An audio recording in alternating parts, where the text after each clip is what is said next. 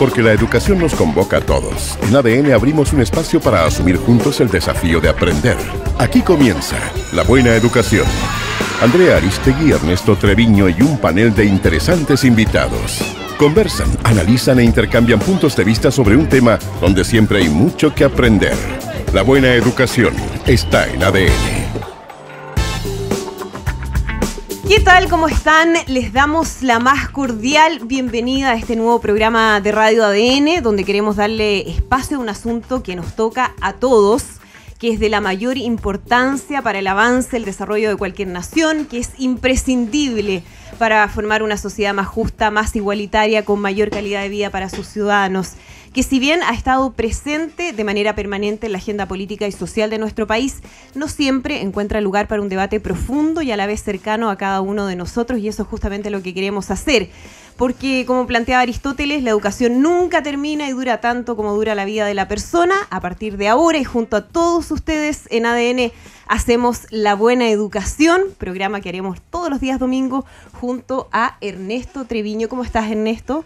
Muy bien, Andrea. Muy buenas tardes y buenas tardes a todos nuestros radioescuchas. Una rápida presentación de Ernesto, que tiene un largo currículum, pero es director ejecutivo del Centro de Políticas Comparadas de Educación de la Universidad Diego Portales, doctor en educación de Harvard, académico, investigador de la Diego Portales, y bueno, el que va a poner aquí la voz también experta respecto a las materias que vamos a estar conversando. Y todos los días domingo vamos a tener en esto invitados. Exactamente, y el día de hoy tenemos a Silvia Izaguirre, investigadora del Centro de Estudios Públicos, que nos acompaña, y también al profesor Alejandro Carrasco, que es subdirector del Centro de Estudios y Políticas de Educación de la Universidad Católica. Perfecto. ¿Cómo están? Muchísimas gracias por acompañarnos aquí en La Buena Educación de ADN. Gracias a ti. En esta oportunidad queremos hablar de un tema que también ha estado muy presente como concepto en el último tiempo en el debate de educación en nuestro país, que es la inclusión.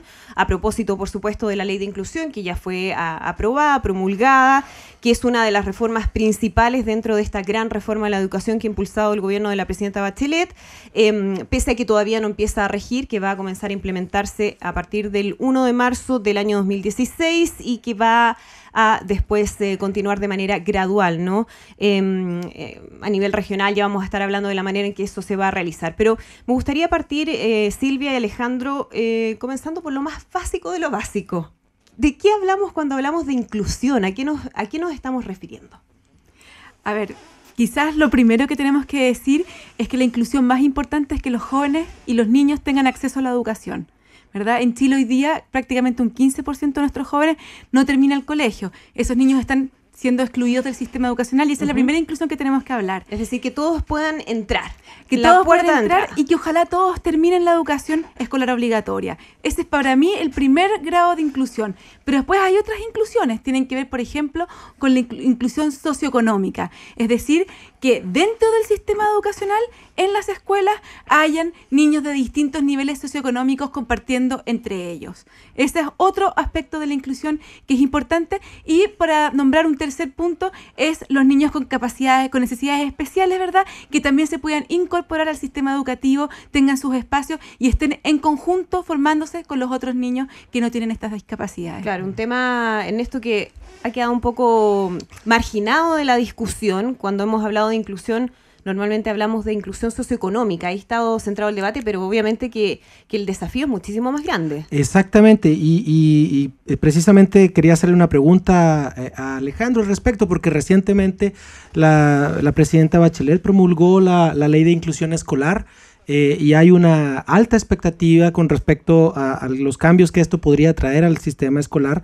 Recordemos que esta ley prohíbe la selección, el lucro y el copago, son los tres elementos que incluye, pero quisiera que Alejandro nos contaras un poco cuál es tu perspectiva de esta ley, particularmente con relación a la selección, y también con respecto a la inclusión. No sé, ¿qué tipo de inclusión nos va a traer esta ley? ¿Qué tipo de beneficios podría traer? ¿Cuáles son los principales desafíos que ella tiene? Bueno, primero estoy de acuerdo con Silvia, esa triple definición de inclusión, que lo primero que ella menciona es cobertura, ¿cierto? Y Chile ha avanzado muchísimo en las últimas décadas respecto a eso, y luego lo socioeconómico, y luego los grupos de niños con necesidad educativa especial o capacidades diferentes. Las políticas educativas tienen un continuo, y respecto a esto último es importante mencionar que, y ya voy a ir a tu pregunta, Ernesto, mencionar que en Chile el 2008 se implementó la ley CEP, y la ley CEP es básicamente una medida que inyectó muchos recursos al sistema escolar y muchos recursos principalmente para contratar. Una de las maneras de gastarse esos recursos es contratar especialistas, contratar psicopedagogos, educadores diferenciales, y por los trabajos empíricos que nosotros hacemos y que otros colegas hacen, le ha cambiado el rostro a los colegios en Chile. Es decir, hoy en día donde había un educador diferencial para 30, 50, 70 niños, hoy día hay verdaderos equipos y departamentos de profesionales trabajando con... Es decir, sí ha existido avance por en supuesto, ese sentido, entonces, porque parece de repente cuando se habla de exacto, educación es como que no hemos avanzado nada, estamos pegados a lo mismo de hace 30 años. Y esta ley se implementó en el 2008 y tiene harto años, y en paralelo también se mejoró un decreto sobre los grupos, se llaman los PIE, que son los grupos diferenciales desde el Ministerio de Educación, y eso también inyectó recursos para educadores diferenciales, psicopedagogos, etcétera. Entonces, estos profesionales existen en el sistema y contribuyen a la educación de los niños con necesidades educativas especiales. Ese primer punto me gustaría poner. Ahora, respecto de la selección, bueno, primero, Chile, la selección. Sabemos que la ley actual restringía la selección, pero al parecer, por los mismos estudios que tú tenías, que tú has hecho, al parecer eso no necesariamente se cumplía en todos los casos. Muchos establecimientos hacían caso omiso de la ley. ¿Nos puedes contar un poco de eso? Sí, ¿Qué era lo que teníamos hasta ahora y de qué manera eso se va a modificar con la ley de inclusión? Bueno, el 2009, cuando se decretó, se promulgó la Ley General de Educación, un componente de esa ley era la prohibición de la selección hasta sexto básico.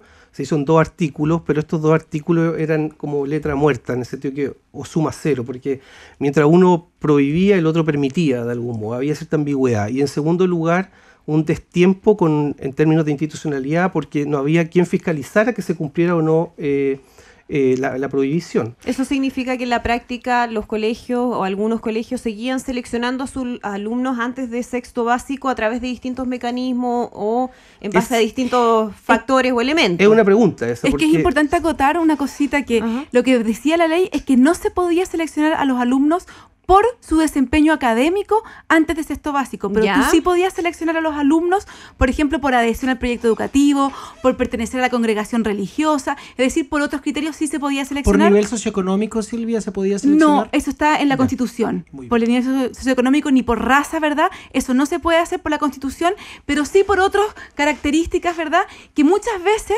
están asociadas a nivel socioeconómico. Ese es un punto importante, porque en la práctica pasaba otra cosa, es decir, si bien habían ciertos lineamientos en términos de qué se podía seleccionar y qué no, por debajo de la mesa, de todas maneras, había otros elementos, como el que menciona Ernesto, ¿no? El elemento socioeconómico que inevitablemente estaba vinculado a estos otros factores que sí estaban permitidos. Por lo tanto, hasta hoy, sí, en algunos colegios se seleccionaba tomando en cuenta ese tipo de elementos. Hasta hoy, el próximo año.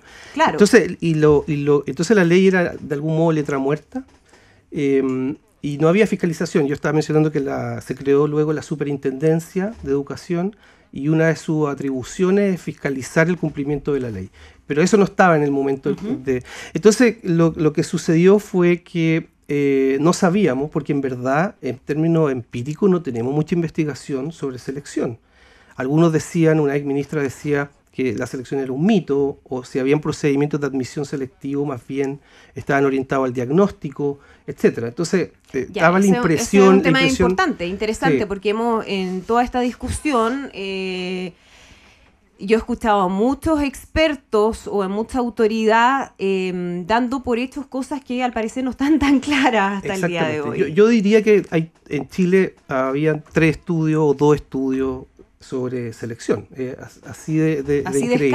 Así de escaso. Era algo así como un secreto de familia o un mito que circulaba en el sistema escolar, que se hacía selección. Ahora, ¿qué es lo que sucede no había fiscalización y por otro lado había mucho incentivo en el sistema escolar para seleccionar. Nuestro sistema escolar está organizado de un modo que empuja a los colegios a atraer buenos alumnos por distintas razones, por las pruebas estandarizadas, por el prestigio que constituye la composición de una escuela, que es una variable que incide mucho en la elección de los colegios. Entonces estaban todos los incentivos puestos para que para que los colegios seleccionaran y por otro lado una ley que no tenía dientes.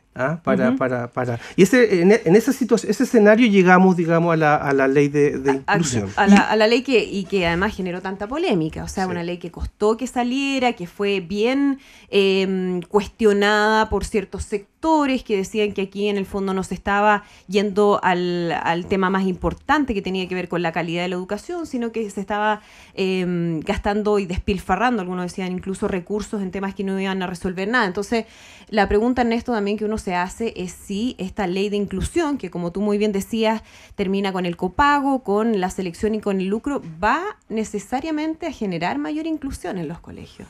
Bueno, yo creo que y aquí podemos tener un debate.